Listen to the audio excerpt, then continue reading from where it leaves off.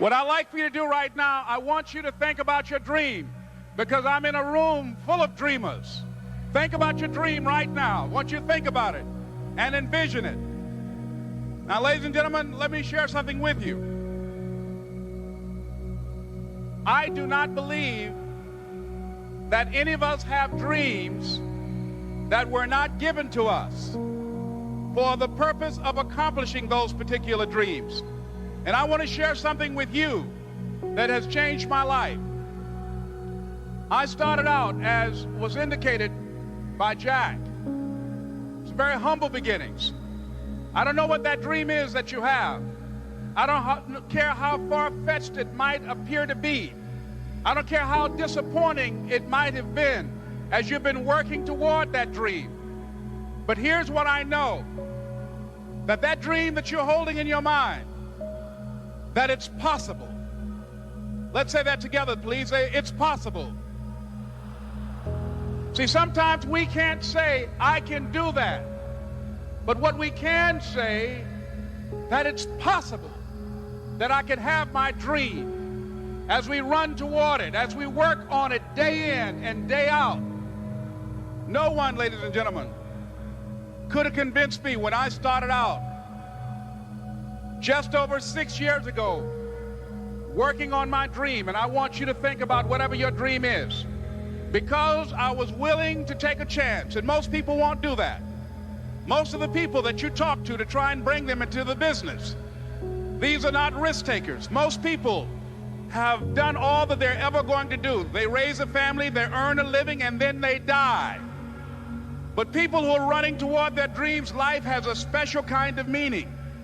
And here's what I will share with you, that in the process of working on your dreams, you are going to incur a lot of disappointment, a lot of failure, a lot of pain, a lot of setbacks, a lot of defeats. But in the process of doing that, you will discover some things about yourself that you don't know right now. What you will realize is that you have greatness within you.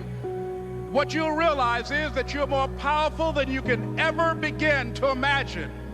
What you will realize is that you're greater than your circumstances, that you don't have to go through life being a victim. As Jack indicated, I was born in Miami, Florida, in an area called Liberty City, in an abandoned building on a hard linoleum floor with my twin brother. We were 6 weeks of age. We were adopted. When I was in 5th grade, I was identified as EMR, labeled educable, mentally retarded, put back from the 5th grade into the 4th grade, and stayed in that category until I got out of high school. I don't have any college training, but I met a high school teacher who one day changed my life. I was waiting on another student, and when he came in, he said to me, "Young man, go to the board and write what I'm about to tell you." And I said, I can't do that, sir. And he said, "Why not?" I said, "I'm not one of your students." He said, "It doesn't matter. Follow my directions now." I said, "I can't do that, sir." He said, "Why not?" I said, "Because I'm educable, mentally retarded."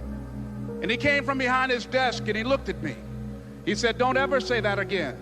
Someone's opinion of you does not have to become your reality."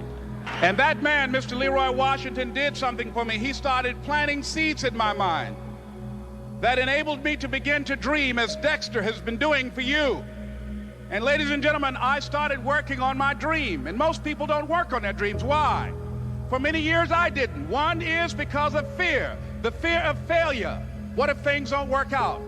And the fear of success. What if they do and I can't handle it? The other thing is that most people, ladies and gentlemen, they get comfortable. They stop growing. They stop working on themselves. They stop stretching. They stop pushing themselves. And they end up becoming very cynical about life, and they throw in the towel on themselves, on their families, and on their dreams. And the other thing is that most people don't feel worthy. What I'm doing now, I could have been doing years ago. But because I did not have a college education, because I didn't believe in myself, because I allowed other people's opinion of me to control my destiny, I didn't act on my ideas. So I applaud you for your dreaming, for your running toward your dream. I applaud you for believing in yourself. because that's what life is about. Stretching and challenging, looking for ways that you can begin to improve yourself. And ladies and gentlemen, as a result of stretching out, of acting on my dream, and I don't know what that dream is for you, I can tell you that it's possible. No one could have convinced me that after just over 6 years, I will have my own book entitled Live Your Dreams. Just over 6 years, I would have 5 specials on public television. Just over 6 years, I've done motivational speaking for AT&T, Procter & Gamble, McDonald's Corporation, Xerox, IBM. Just over 6 years. I will now have my own talk show that will premiere on Monday, Labor Day. I'm saying to you, your dream is possible. Your dream is possible. But not only is it important that you believe and begin to know that it's possible for you to live your dream as you run toward it, but I've done something that I want to share with you called Choosing Your Future. In fact, I've developed a set of tapes talking about how to begin to create your own reality by choosing your future.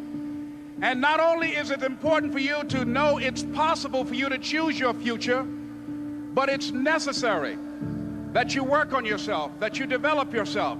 It's necessary that you get the energy drainers out of your life, people who don't want anything, people who are not striving, people who are not challenging themselves, people who aren't growing, people who have stopped dreaming. It's necessary that you align yourself with people and attract people into your business who are hungry, people who are unstoppable and unreasonable, people who are refusing to leave life just as it is and who want more.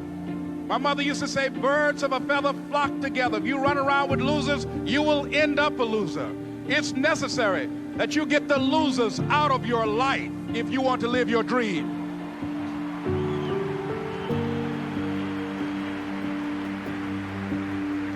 It's necessary to know that everybody won't see it, that everybody won't join you, that everybody won't have the vision. It's necessary to know that a lot of people like to complain, but they don't want to do anything about their situation, that you are an uncommon breed. You know, you have to know within yourself that I can do this. Even if no one else sees it for me, I must see it for myself. That's necessary. It's also, ladies and gentlemen, necessary that you be creative when you're working on your ideas, that you understand the importance of changing up, of readjusting your strategies. Many times we can have a great idea, but if you're not advancing it in the right way and things don't happen, you become discouraged and think the idea doesn't work. No, that's not true. It's necessary that we become creative. Our next step is, that is you. That is you. That no one can do it for you but you. And even though you face disappointments, even though you will experience some setbacks, it goes with the territory. You must understand that. I remember I was playing a game with my 9-year-old son, John Leslie, and I beat him 10 straight games in a game called Connect 4. And finally, I said, John Leslie, I'm bored. I don't want to play you anymore. And I got up. I said, I'm ready to go to sleep now.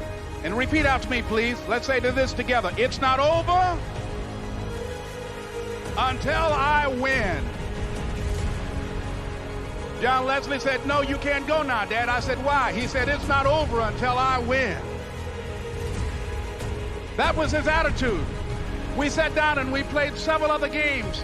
And finally, after the 11th game, John Leslie won, and he got up and he yawned. And he said, I'm ready to go to sleep now. And I'm saying to you, what if all of us took that attitude after we face a rejection and a no, or we have a meeting and no one shows up, or somebody say, you can count on me, and they don't come through? What if we have that kind of attitude? The car's repossessed. Nobody believes in you. You've lost again and again and again. The lights are cut off, but you're still looking at your dream, reviewing it every day, and say to yourself, it's not over until I win. Life will yield to you. Now here's the next step. Repeat after me, please. It's possible. I can live my dream. It's necessary. I work on myself. Surround myself with winners. Become creative. It's me. I've got to make it happen. It's not over until I win.